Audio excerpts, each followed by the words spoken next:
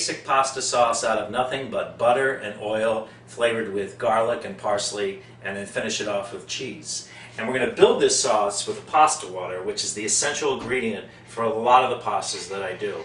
Making pasta quickly like this is one of the best techniques that you can learn, because you can always throw it together at the last minute. You open a bottle of wine, cut open some bread, and you've got a terrific meal. Okay, so first I'm going to chop the garlic, and we're going to smash it first. I've got 4 cloves of garlic, and sounds like a lot, but I like a lot of garlic because this is the essential flavor of the entire dish.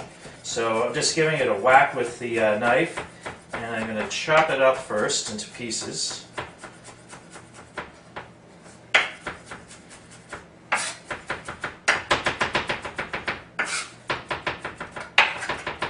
And then I'm going to use the edge of the knife to grind it and to puree it. Now you can use some salt to grind the garlic even further, but there's going to be a lot of salt in the pasta water, so I don't want to add any salt at this point because it's going to get too salty. Alright, I've got the water, it's coming close to the boil. I use kosher salt. I'm going to use about a handful, not that much, of salt. You want the salt in the water to taste like seawater. It's going to be pretty salty. So if you're not sure about how much to put in, just taste it.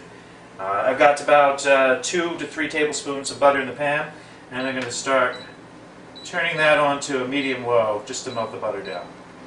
And I'm going to add about 2 or 3 tablespoons of olive oil. We'll get that going. The water for the pasta is at a furious boil. That's where you want it. And just drop in the pasta. This is a lot of water. This is a big pot of water, but if your pasta doesn't completely fit, don't break it. That's wrong. You never break the spaghetti, okay? Don't break it in half. Just put it on top, let it sit, and as it softens, it will fall into the pot, okay? All right. Now the butter's starting to melt down. Cooking garlic. Garlic, when you put it in butter or oil, any kind of fat, will burn quickly. And so you cook it for maybe 30 seconds to a minute. You don't want it to brown. And the way to get it to stop cooking is to add some liquid to it, whether it's wine or stock, or what I'm going to do is the pasta water. So I got the pasta in, I'm just going to toss it a little.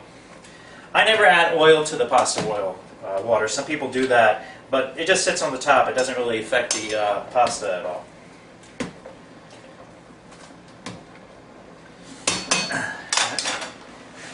This is looking good.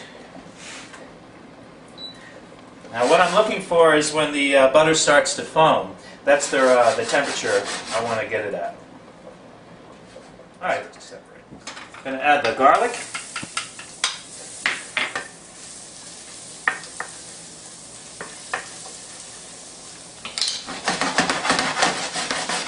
Give that about a minute or so to flavor the butter and the oil. It's very fragrant. You can smell it. But I don't want it to brown, and I don't want it to burn, because when you burn the garlic, it gets bitter.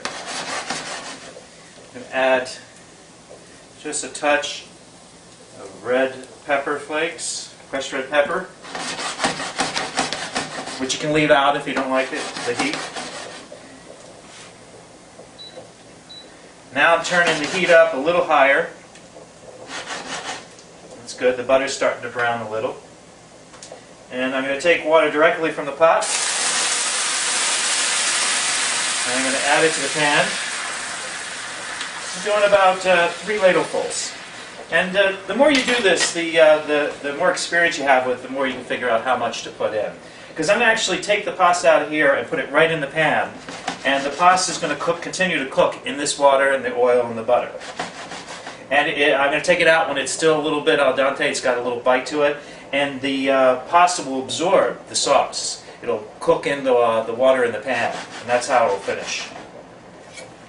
And the important part of why you're using, instead of just hot water, using the pasta water, is because you can see this foam in here. This is the starch that's coming out of the pasta. And this will help the sauce to adhere to the starchy pasta, because starch likes to stick to starch. So the oil and the butter will adhere to the pasta. And the water itself helps to cut down the greasiness of the oil and the butter. If you just used oil or butter, you would just have buttered noodles instead of a pasta sauce. If you want to know if your pasta's done, just take it and break a piece. I just break it with my hand. Don't throw it up against the wall. Don't do anything. Eat it. Needs more time.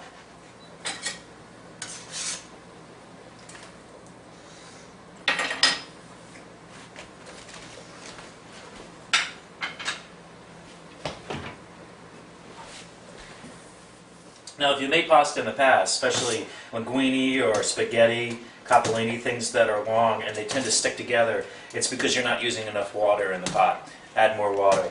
Because the starches from the pasta leach out into the water, and if there's not enough of it, they go back onto the pasta and then they'll stick together. Okay, that's good. We're ready. All right, I'm just going to pull the pasta. And you don't have to worry about taking it over the sink and draining it. Just pull it right out of the pot. There's going to be some water that goes into the pot, but there's water in here already. Now I've got this turned up to high.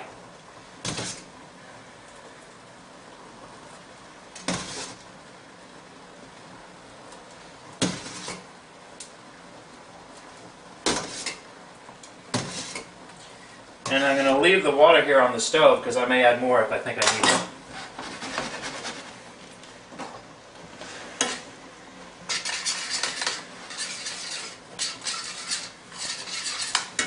Actually, I'm going to switch burners. This is the better. And what I'm doing is I'm just cooking the pasta in this sauce that I've created. And the pasta's still hungry for some moisture, so it's going to suck up the oil, the butter. And come in a little closer, I'll show you. What I'm looking for is when the water in the pot, the pan here, starts to evaporate. See right here, I got less and less water. To add a little more flavor, I'm going to toss it with a bit more olive oil.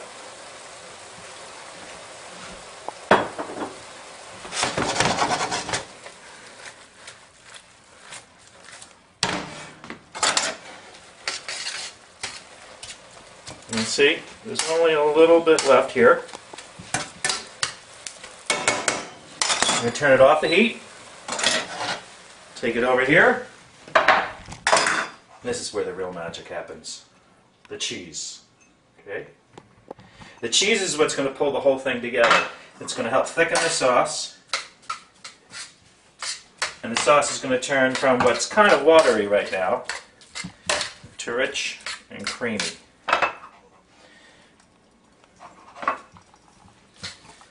And I don't want to cook the cheese. I just want to melt the cheese into the sauce, melt it, and finish it.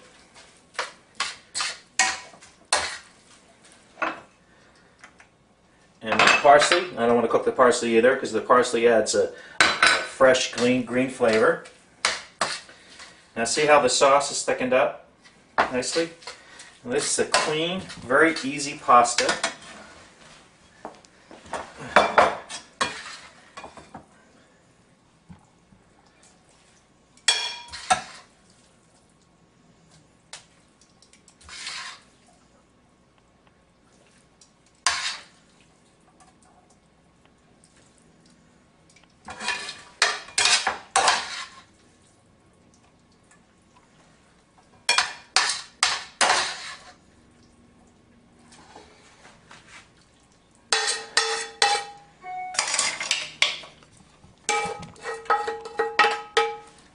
And that's it.